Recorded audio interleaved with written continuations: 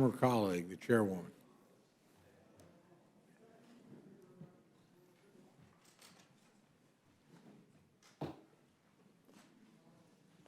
Chairwoman Fox, you again are welcome back, and you are recognized for your testimony.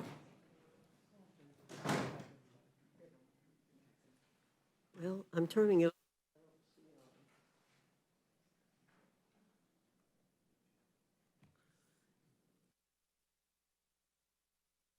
I don't know if that works, but it's not coming on.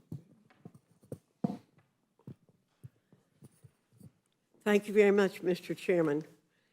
That has a wonderful ring, Chairman Cole. I'm here in support of HJ Res 30, a Congressional Review Act resolution to protect the retirement savings of Americans from left-wing activists. President Biden's rule permitting the consideration of environmental, social, and governance, ESG factors, in retirement investments and the exercise of shareholders' rights is a threat to the financial security of many workers and retirees. Most workers and retirees expect their retirement investment managers to make the best financial decisions with their savings. Most Americans have no interest in funding far-left causes with the nest egg they worked so hard to build. And in fact, they would likely be appalled to know how this rule affects their savings. Workers and retirees may be unaware of how this administration is now putting its thumb on the scale and how this new rule affects decisions to invest in ESG funds. According to researchers at George Mason University, ESG investments are high risk and more unstable compared to conventional retirement investments. Using Americans' retirement funds to subsidize political causes is wrong, particularly when those causes are riskier, sacrifice returns, and are more costly. The Biden administration is doing more than pulling the wool over workers and retirees' eyes. It is flouting the protections established by the Employment Retirement Income Security Act of 1974, ERISA, which were reaffirmed by the Supreme Court. Under ERISA, retirement plan fiduciaries must act solely in the interest of plan participants and beneficiaries for the exclusive purpose of providing benefits. In 2014, the Supreme Court ruled unanimously that under ERISA, benefits must be financial and not collateral benefits, such as advancing a political or ideological agenda. A focus on anything else is an abject dereliction of duty. Further, such a major change to ERISA must go through Congress. This executive action is an egregious power grab that ignores the legislative process. Unfortunately, Biden's ESG rule removed protections for retirement savers established by the Trump administration. Thanks to Democrats, workers can be placed in ESG investment vehicles by default, and fiduciaries are permitted to use non-financial factors when investing without documenting the decision. This is unacceptable. The Biden administration shouldn't play politics with the financial well-being of retirees to satisfy the interest of the green lobby. We must act now to stop the Biden administration from putting politics over the financial security of workers and retirees. Failing to oppose this rule would threaten the financial well-being of millions of Americans and their families. Lastly, I'll add that Americans, on the whole, are extremely generous and politically engaged. They know how to donate or invest in causes and companies they support. No American needs President Biden putting a thumb on the scale to encourage the kind of generosity and civic engagement that is already happening. Ranking Member Scott, you're recognized for your testimony. Good, thank you, and good evening, Mr. Chairman, Ranking Member McGovern, and members of the committee. This week, the House is expected to consider H.J. Res. 30, which is a disapproval resolution under the Congressional Review Act to nullify the Department of Labor's final rule entitled Prudence and Loyalty in Selecting Plan Investments and Exercising Shareholder Rights. The Department of Labor finalized this rule last December. It clarifies that retirement plan fiduciaries may consider the economic effects of climate change and other environmental, social, and governance factors, ESG factors, when they make investment decisions for participants in retirement plans covered by ERISA. The rule also clarifies that proxy voting is a key component to fiduciary management. Now, first of all, this rule is not an ESG mandate. It simply clarifies that the professionals who make investment decisions for retirement plans do not violate their fiduciary duties by appropriately considering ESG factors. In the final rule's preamble, it said, and I quote, "The final rule makes unambiguous that it is not establishing a mandate that ESG factors are relevant under every circumstance, nor is it creating an incentive for a fiduciary to put a thumb on the scale in favor of ESG factors." Now, additionally, the rule does not change the fiduciary standard to which professionals making investment decisions for retirement plans are bound. They still must prioritize interests of retirement plan participants and cannot sacrifice investment returns to pursue ESG goals. And if there's any indication that plan fiduciaries have sacrificed investment returns or committed any fiduciary breach, the plan participants have a right of action under ERISA. I'm a strong supporter of this sensible rule and count myself among those in my district and across the country who believe that retirement plan fiduciaries should consider ESG factors. But let's be clear, consideration of ESG factors is not at odds with making a profit. In fact, workers' profit motives are central. If a company has negative externalities, such as a carbon-intensive business practice, high liability risks, a record of poor corporate governance, or mistreating workers, its stock could suffer in the long term. And given that workers often contribute to these retirement plans for decades before drawing on their savings, retirement plan fiduciaries must consider a long-term horizon when making investment decisions. Now, there's widespread support for the Labor Department's rule. According to an analysis of comment letters submitted by the proposed rule, 83% of the letters submitted by institutions, including corporations, financial firms, asset managers, academics, lawyers, investment organizations, non-governmental organizations, public officials, trade groups, and labor organizations, 83% were supportive of the rule. Individuals submitted over 22,000 comments, and over 97% supported the proposed rule. I ask unanimous consent, Mr. Chairman, that an analysis of the comments be entered into the record. Without objection. And I want to highlight one supportive comment letter from the financial services industry, BNY Mellon Investment Management, which at the end of 2022 had $2.4 trillion in assets under management, submitted a supportive comment letter to the Labor Department. And from that letter, I quote, the proposal appropriately balances the materiality that ESG factors can have on an investment value with the Department's longstanding principle that a fiduciary's duty of prudence and loyalty require the fiduciary to consider factors that are material to investment value. In particular, fiduciary should not subordinate the interests of plan participants and beneficiaries to other objectives, nor sacrifice investment return, nor take additional investment risk to promote goals unrelated to the plan and its participants and beneficiaries. I ask unanimous consent that their letter be entered into the record. Without objection. Now, if HJ Res 30 passes and becomes law, the DOL rule will be nullified and the policy will revert to the Trump era ESG rule. This would be a significant step backwards. That rule was widely seen as putting a thumb on the scale against ESG investing. The world's largest assets managers opposed the Trump era ESG rule, and according to the same analysis I previously mentioned and entered into the record, more than 95% of the comments opposed the Trump era rulemaking. Enacting HJ Res 30 would also mean that the Labor Department would be barred from conducting similar rulemaking going forward. So conceivably, if this resolution becomes law, we would be stuck for a long time with a deeply flawed Trump-era ESG rule. Before I conclude, I want to make one final point, and that's back to the preamble. The Labor Department says, and I quote, "As with other types of investment factors, climate change and other ESG factors sometimes may be relevant to a risk-return analysis and sometimes not. And when relevant, they may be factored into investment decisions along with other relevant factors as deemed appropriate by the plan fiduciary." And that's the key. It's up to the plan fiduciaries, consistent with their fiduciary responsibilities.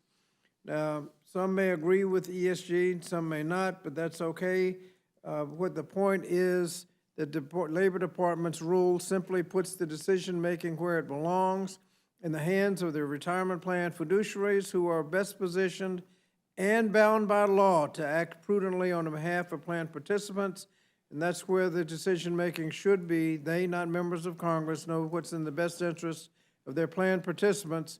And again, they are bound by their fiduciary responsibilities to do the right thing. So I plan to oppose H.J. Res. 30 when it comes to the House floor tomorrow, and encourage all of the members to do the same. Appreciate the opportunity to be here with you today and look forward to your questions. Chair has no questions. I simply associate myself with Chairwoman Fox's opening statement. With that, I yield to my friend, Dr. Burgess. Questions? Thank you, Mr. Chairman, and I do want to note that I am sitting in the Virginia Fox chair on the Rules Committee dais. Is there a plaque on there? There needs to be. I'll see that we take action on that. Well, was it necessary to have the federal agency do a rule on this to allow investors to take the ESG factors into account? No, I mean, it's a free country, right? It's a free They were able to country. do that. That's right, and they are free to do that, but the Trump-era rule made it clear that if there were two possibilities for investments that were equal, that an ESG could be taken into consideration as long as there was transparency, meaning they would justify why they went that route. And we think that's a much better way to do it. You know, I tell everybody my middle initial is A. It stands for accountability. It used to stand for Ann. And we need more accountability all over the federal government with taxpayer funds. So the Trump-era rule was fine in this area. I thank you for your response, and I'll yield back to the chair in the interest of time. Mr. Yield to McGovern, my, I'm sorry, I forgot to acknowledge you when I sat down, and I apologize for that. It's great to see you. Yield to my good friend, the ranking member. I ask unanimous consent to insert into the record the statement of administration policy on H.J. Res. 30. And the statement says, to be clear, the 2022 rule is not a mandate. It does not require any fiduciary to make investment decisions based solely on ESG factors, end quote. And if the president were presented with H.J. Res. 30, he would veto it. Anyway. Without objection. Yeah, and for the sake of time, I have no questions, but it's great to see you both. Yield to my good friend, distinguished lady from Minnesota. Mr. McGovern, I was expecting you to take a little longer. But I just want to say thank you very much. And, you know, one of the things that as I was looking through this, and I understand that the Democrats oppose this, but we're forgetting about the responsibility that we have to those folks who have put, this is their retirement accounts. And so we have all these grandiose ideas about, you know, requiring where they're going to put their money, to environmental issues and things like that, but the responsibility is to the individuals who have their money there, who are counting on it for their retirement. And I guess that's kind of what it boils down to for me, because it is just so important that we take care of those folks that have put their faith in the ERISA and all of the other retirements. But I guess, you know what, I'm just going to leave it at that, because I just think in this conversation we have been forgetting this. And I do have some other questions, but most importantly, as we talk about that sitting here in D.C., it's people's retirements. And our responsibility, or the fiduciary's responsibility, is to them, period. Yield to my friend, gentlelady from Pennsylvania. Thank you. I'm a little confused because my colleagues across the aisle usually are supporting free market decisions, and in this case, we have free market decisions, but they want to put their thumb on the scale and tell investors how to invest. I appreciate the testimony of Ranking Member Scott that the rule under question doesn't mandate consideration of environmental, social, and governance factors, but it removes barriers to their consideration that were created by the Trump-era rule. The consideration of ESG factors by those who are fiduciaries is hardly new. And being from Philadelphia, and this being Black History Month, all I can think about is Leon Sullivan, the Reverend from Philadelphia, who was the first Black member of a board of governors of a major U.S. corporation, General Motors, led the Sullivan Principles, which led to corporations deciding not to spend money in South Africa until apartheid was dismantled.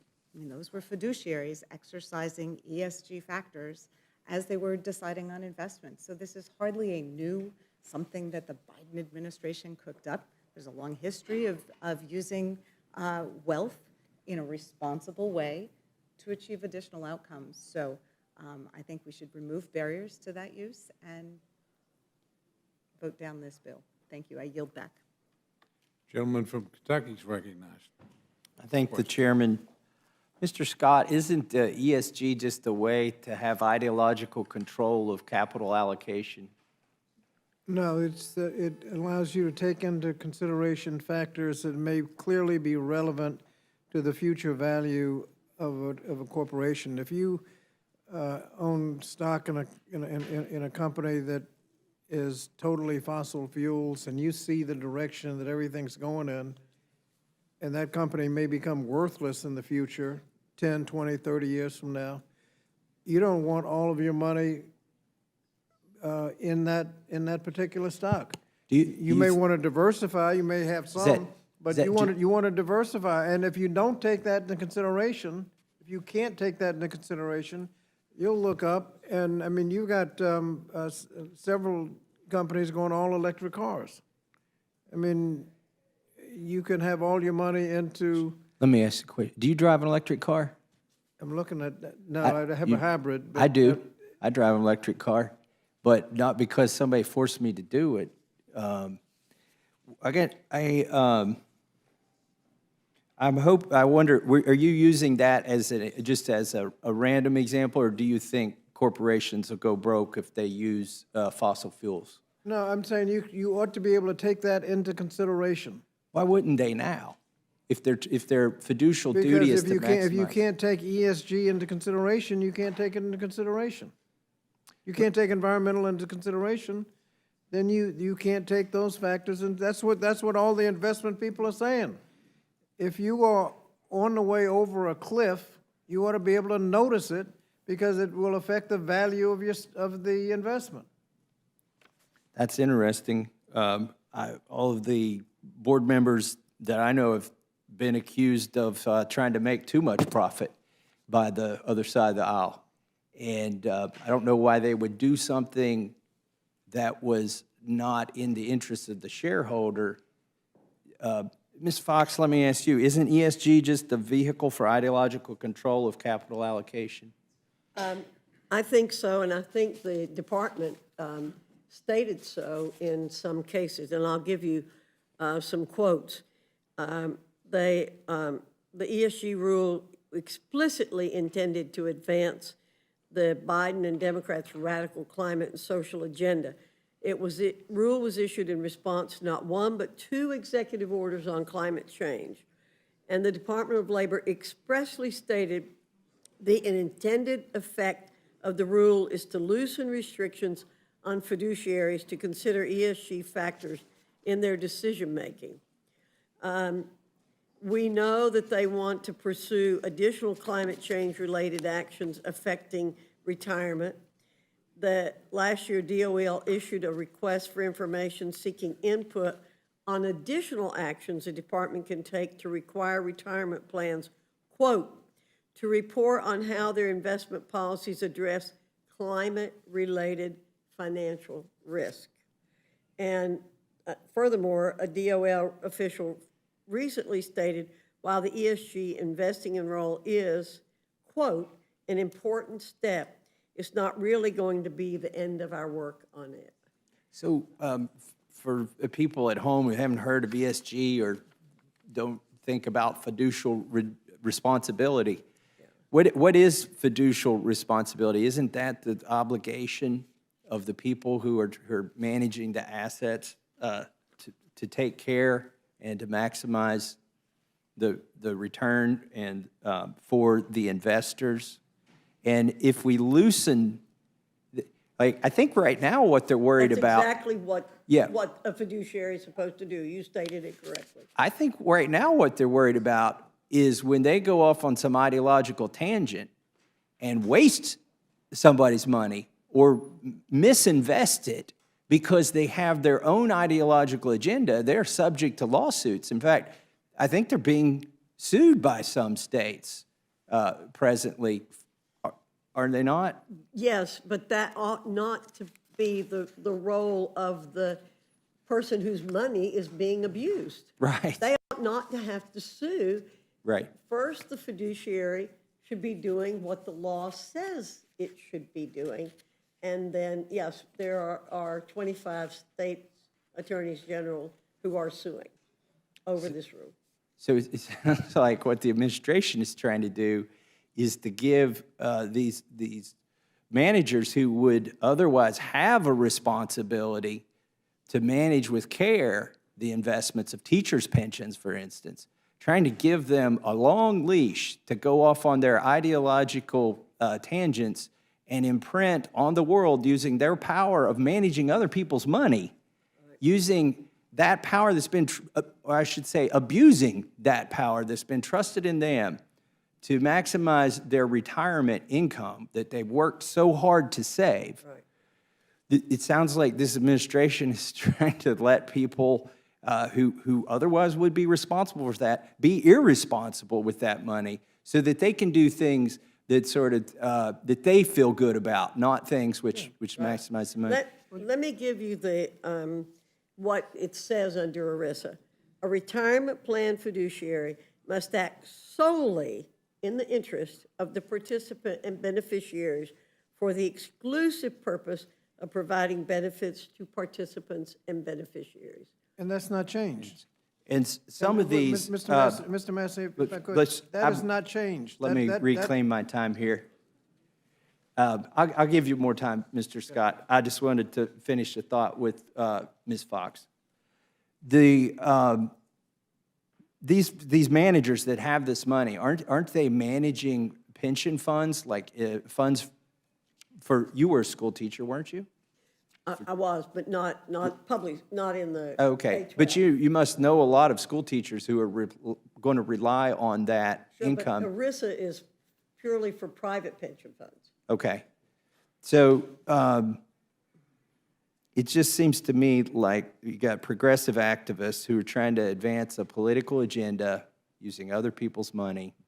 And this administration is trying to loosen the responsibility, the legal responsibility that exists. But Mr. Scott, you sound like you wanted to speak to that. Well, the fiduciary standard is not lowered. We're not changing ERISA. They have a fiduciary responsibility to maximize profits.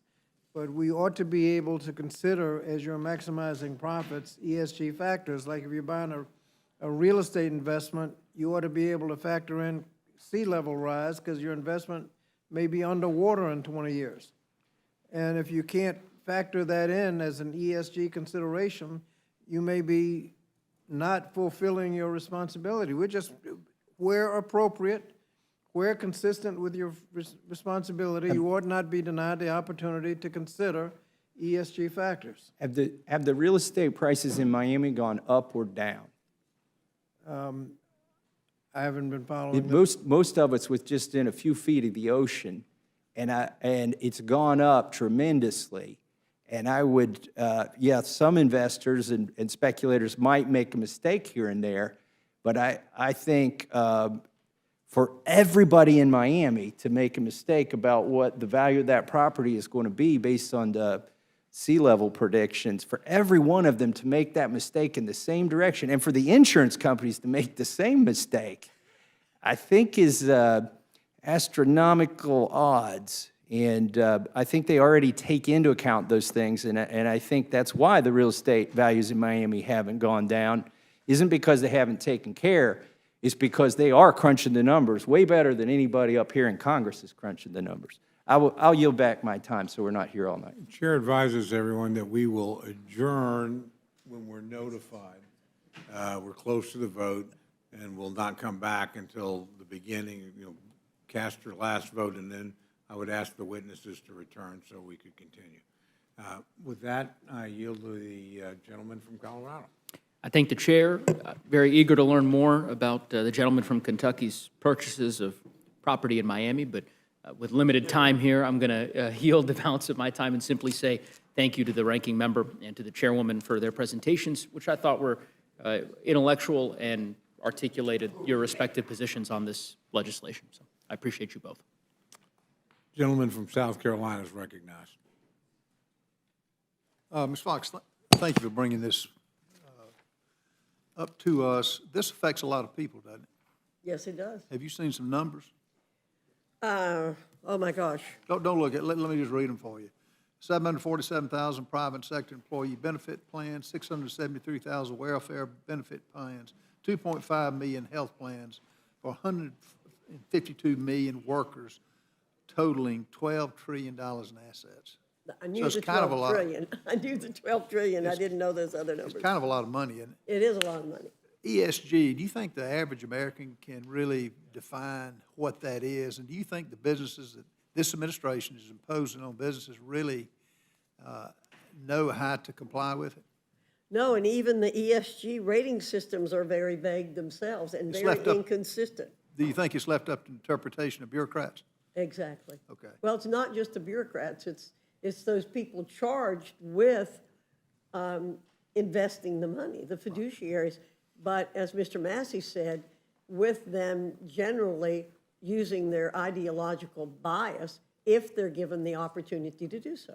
Right. And that ought to be, we discussed the RAINS Act before this. It's transparency. It's letting people know where their money's going. Let them make the decision if it makes sense for them or it does not. This is all this bill does. It has a cost to it. BlackRock charged 46 cents annually for every $100 invested in its iShares. So it's got a cost to it. It affects the fireman, it affects the policeman, it affects anybody that cares to invest dollars in other ways. Thank you for putting this up. I yield back. Gentlelady from New Mexico is recognized for questions.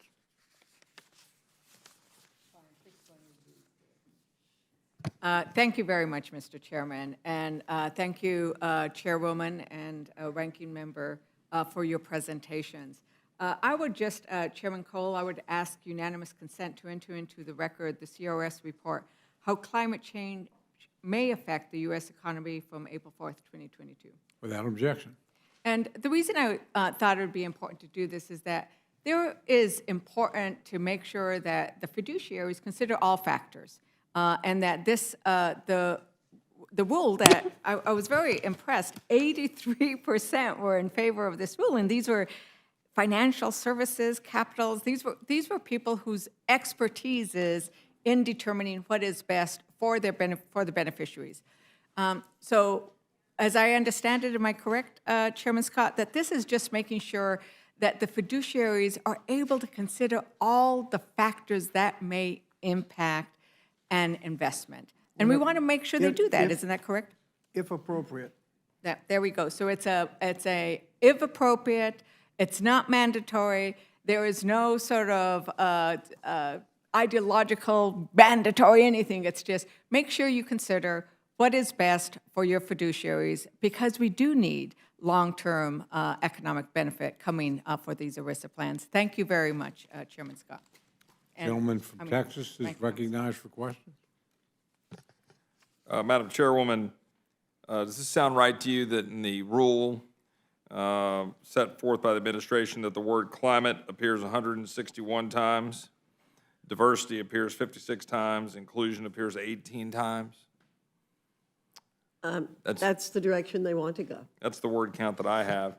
This agnostic rule that's just turning it all back over to, the free market to go do all of the things the free market does.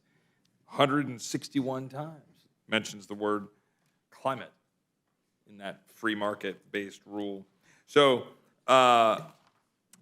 it's interesting to me. I think there's some shareholder lawsuits that are building along these lines that the ESG funds posted double-digit losses in 2022. 8 of them underperformed the S&P 500's 14% decline.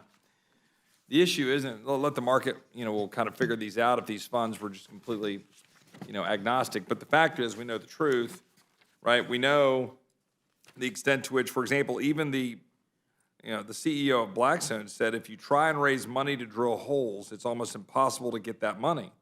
This in response to Biden complaining about oil and gas companies investing too little of their profit to increase domestic production. That master of oil and gas drilling, President Joe Biden, who's done so much for, figuring out how to extract minerals from the earth to promote economic activity. Kathleen Sgamma, president of the Western Energy Alliance, said, we can't get capital because the administration is putting so much pressure on banks not to lend to us in the name of climate change. Everybody with eyes knows full well what's going on.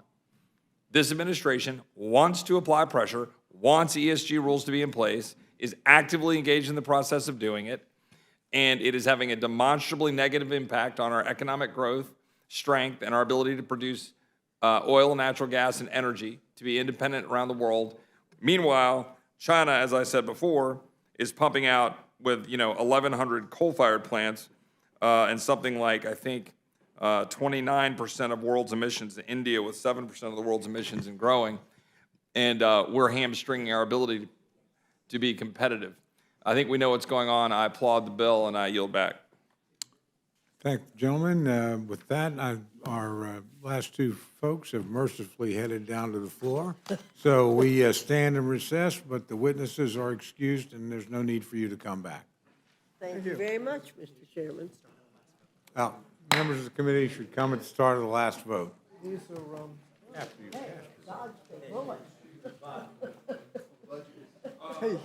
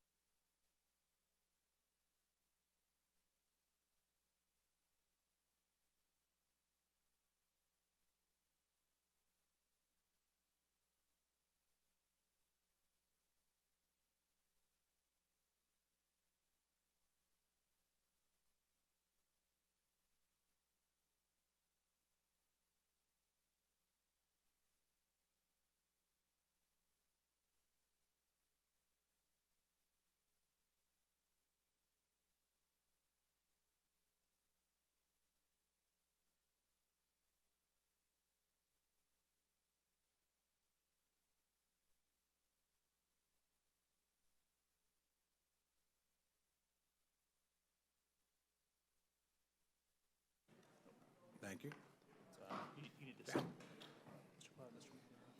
you. Okay. Now that's Mr. Abernaldi and Mr. Molinaro, right? Thank you very much. Okay, yeah. Well, thank you, Mr. Chairman. Abernaldi? Yeah, the gentleman from California is recognized. Thank you, Mr. Chairman. I'm in strong support of H.R. 347. Obviously, the advent of inflation has been one that's been incredibly damaging to our country and particularly to the constituents that we represent. It's estimated that inflation will cost the average American family over $11,000 in the next 12 months, in addition to being an almost existential crisis for our federal government.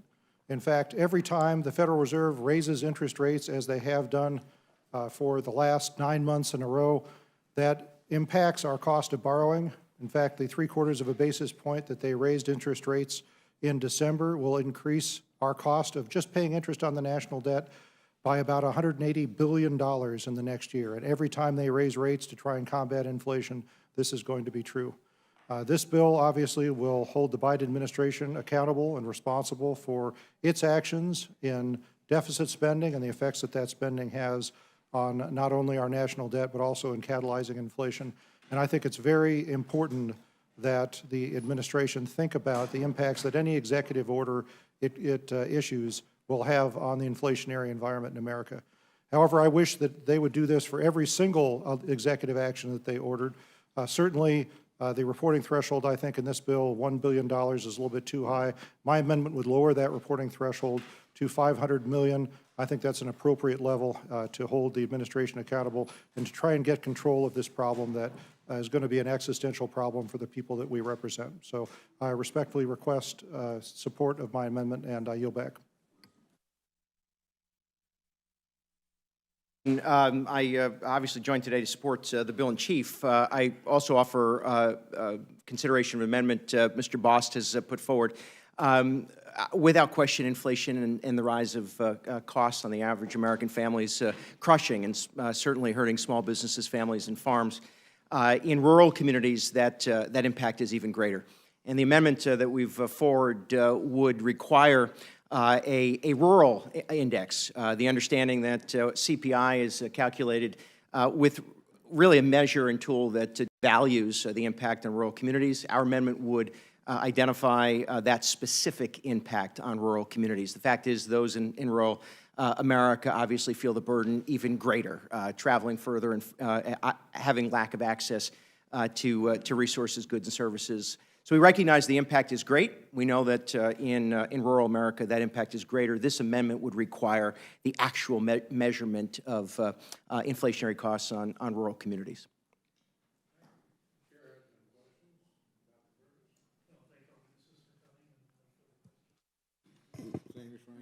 Thank you both for being here. I have no questions.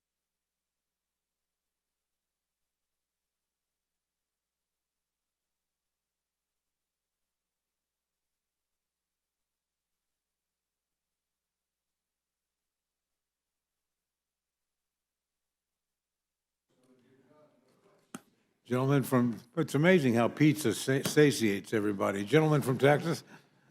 I'll go ahead and ruin it. No, I just wanted to say, we had an amendment that addresses the concern of expense going to even lower down to $1 million threshold. In other words, sharing the concern that it apply more broadly. So appreciate the sentiment of the amendment. Thank you. Gentleman from New York? I just thank the gentleman for coming here today. No questions. I yield back. Appreciate both of you for being here. You're excused. Okay, is there anyone else seeking to testify on H.R. 347 or J-Res 30? Seeing none, this closes the hearing portion. The chair will be in receipt of a motion from the gentleman from Texas and the vice chair of the committee, Dr. Burgess. Thank you, Mr. Chairman. I move the committee grant H.R. 347, the Reduce Exacerbated Inflation Negatively Impacting the Nation Act, a structured rule. The rule waives all points of order against consideration of the bill. The rule provides 1 hour of general debate, equally divided and controlled by the chair and ranking minority member of the Committee of Oversight and Accountability or their respective designees. The rule provides that the bill shall be considered as read. The rule waives all points of order against provisions in the bill.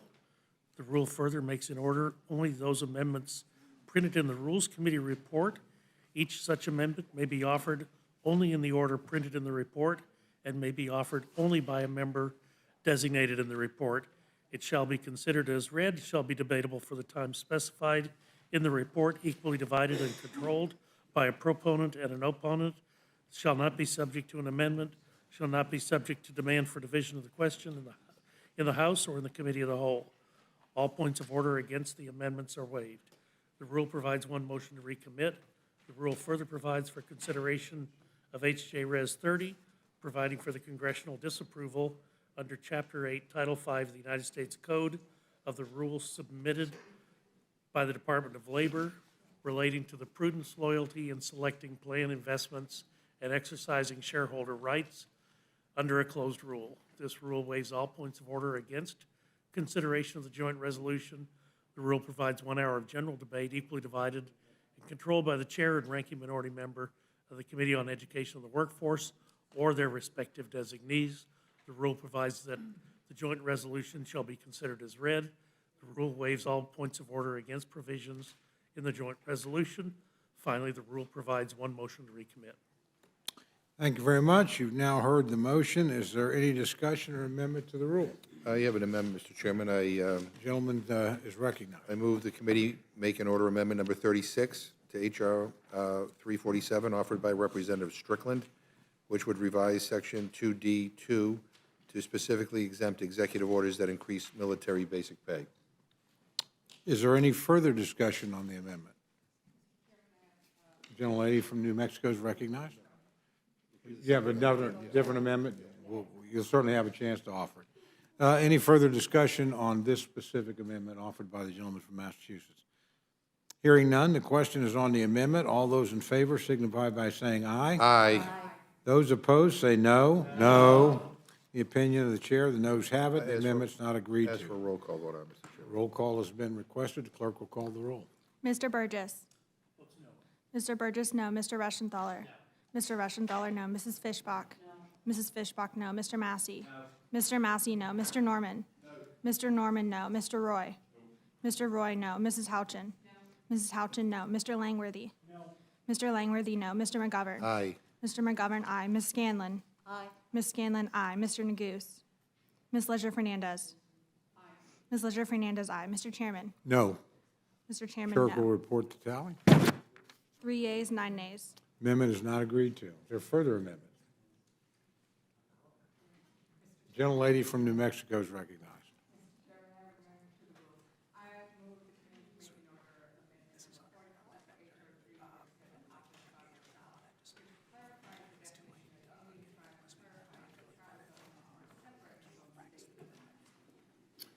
The gentlelady, I have a question or really a statement. We just got it very late. We have not had a chance to properly vet it. Otherwise, we can get it a little earlier. I'd certainly like to look, particularly since I had a tribal angle to it. We just have not had time to do that in this case, so the chair will be recommending a no. Certainly. So, my apologies for that it did come in late. I noticed that there were some other amendments that came in late. And it really is such a, we always are trying to really be careful about that. And it's not changing, it's just pulling tribes out from under the state and then stating them directly. Just so the gentlelady knows, I'm very sympathetic with what she's trying to do. I used to do this all the time routinely in both the majority and the minority, anything that should have tribal, I thought. But we haven't had time to take this to the parliamentarians to make sure it's germane. We just haven't had time to vet it all. So I apologize, but we will try to be more accommodating in the future if we possibly can. With that, is there any other debate or questions about the amendment? Seeing none, the question is on the amendment. All those in favor say aye. Aye. All those opposed, no. No. Opinion of the chair, the noes have it. Recorded vote has been requested. The clerk will call the roll. Mr. Burgess. Mr. Burgess, no. Mr. Reschenthaler. Mr. Reschenthaler, no. Mrs. Fishbach. Mrs. Fishbach, no. Mr. Massey? Mr. Massey, no. Mr. Norman? Mr. Norman, no. Mr. Roy? Mr. Roy, no. Mrs. Houchin? Mrs. Houchin, no. Mr. Langworthy? Mr. Langworthy, no. Mr. McGovern? Aye. Mr. McGovern, aye. Ms. Scanlon? Ms. Scanlon, aye. Mr. Neguse? Mr. Neguse, aye. Ms. Leisure Fernandez? Ms. Leisure Fernandez, aye. Mr. Chairman? No. Mr. Chairman, no. And clerk will tally. 4 yeas, 9 nays. Amendment is not agreed to. Are there any further amendments? Seeing that there are none, we'll now proceed to question on the motion to the report. All those in favor signify by saying aye. Aye. Those opposed, no. No. The opinion of the chair, the ayes have it. Question, I ask for a roll call, Mr. Chairman? roll call has been requested. The clerk will call the roll. Mr. Burgess? Mr. Burgess, aye. Mr. Reschenthaler? Mr. Reschenthaler, aye. Mrs. Fishbach? Aye. Mrs. Fishbach, aye. Mr. Massey? Aye. Mr. Massey, aye. Mr. Norman? Mr. Norman, aye. Mr. Roy? Aye. Mr. Roy, aye. Mrs. Houchin? Aye. Mrs. Houchin, aye. Mr. Langworthy? Aye. Mr. Langworthy, aye. Mr. McGovern? No. Mr. McGovern, no. Ms. Scanlon? No. Ms. Scanlon, no. Mr. Neguse? No. Mr. Neguse, no. Ms. Leisure Fernandez? No. Ms. Leisure Fernandez, no. Mr. Chairman? Aye. Mr. Chairman, aye. Clerk will report the total.